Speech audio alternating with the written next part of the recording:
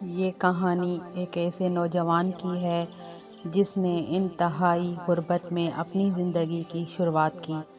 دسمبر 1956 میں روس کے ہنگری پر قبضے کے بعد اینڈریو فرار ہو کر آسٹریا آ گیا اور وہاں سے نیو یارک۔ اس کا باپ گوالا تھا اور ماں کلرک تھی۔ غربت کی وجہ سے وہ تعلیم حاصل کرنے سے محروم رہا تھا اور مزدوری کر کے گزر اوقات چلاتا تھا۔ اجنبی شہر میں بے چارگی اور بے بسی کی حالت میں 4 دن بغیر کچھ کھائے پیے گزر گئے۔ ایک پل کے نیچے اس کا ٹھکانہ تھا۔ اسی فاقہ مستی میں 7 ماہ گزر گئے۔ 1957 کے وسط میں اسے ایک بس کنڈکٹر کی نوکری مل گئی۔ جب جیب میں کچھ پیسے اور پیٹ میں روٹی آئی تو ذہن نے بھی کام شروع کیا۔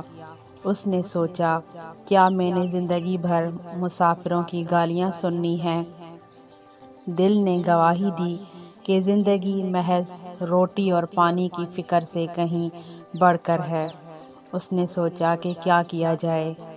جواب آیا کہ ترقی اور کامیابی کے سارے راستے علم سے نکلتے ہیں۔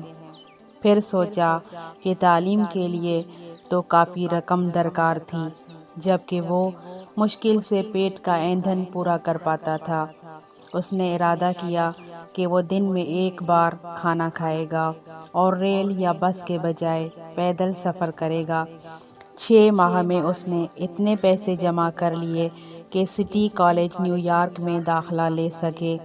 اینڈریو کی انگریزی بہت ہی واجبی اور سائنس کا علم نہ ہونے کے برابر تھا، لیکن وہ پھر بھی پڑھائی میں ماڈرن سائنسز رکھنے پر مصر تھا۔ جب اس کا اصرار ضد میں بدلنے لگا تو پرنسپل نے ساتھیوں کی طرف مڑ کر کہا، اگر کوئی 4 فٹ کا بونا 10 فٹ اونچی چھلانگ لگانا چاہے تو ہم اسے روکنے والے کون ہوتے ہیں؟ پرنسپل کا یہ فقرہ اس کے دماغ میں اٹک کر رہ گیا اور آنے والے دنوں میں اس کے لیے مہمیز کا کام دیتا رہا۔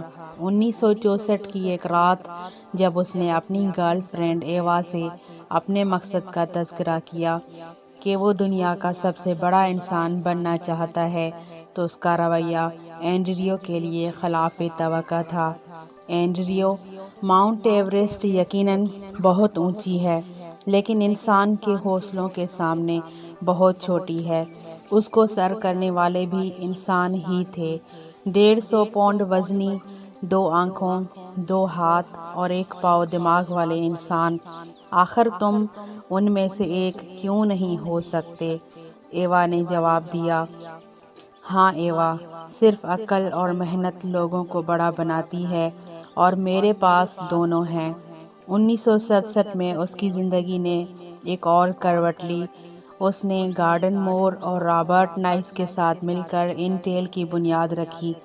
اس کے چھوٹے سے دفتر کو دیکھ کر کوئی شخص یہ نہیں کہہ سکتا تھا کہ صرف 8 برس بعد انٹیل امریکہ میں بزنس کے ریکارڈ توڑ دے گی، لیکن اینڈریو کو اس کا یقین تھا اور یہی یقین اس کا اصل سرمایہ تھا۔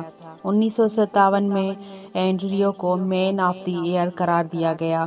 ٹائم میگزین کی ٹیم نے اس سے انٹرویو لیا اور اس سے سوال کیا، آپ دنیا کے بے روزگار لوگوں کو کوئی پیغام دینا چاہیں گے؟ اینڈریو نے کہا، میرے خیال میں دنیا میں کوئی بے روزگار نہیں۔ قدرت نے جسے عقل سے نوازا ہو، 2 ہاتھ دیے ہوں، آخر وہ بے روزگار کیسے ہو سکتا ہے؟ اگر ویڈیو آپ کو پسند آئی ہو، اچھی لگی ہو تو ہمارے چینل کو سبسکرائب کریں اور لائک اور کمنٹ